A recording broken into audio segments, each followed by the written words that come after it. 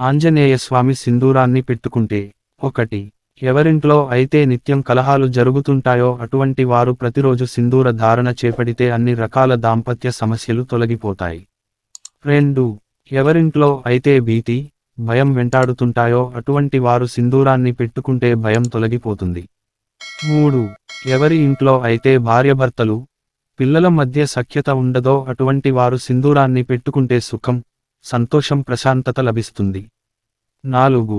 చిన్న పిల్లలకు బాలగ్రహ దోషాలు ఉంటే ఆ పిల్లలకు సింధూరాన్ని పెడితే భయం, భీతి, రోగ బాధలు ఏమీ దచిచేరవు. ఆరోగ్యవంతులుగా ఉంటారు. 5.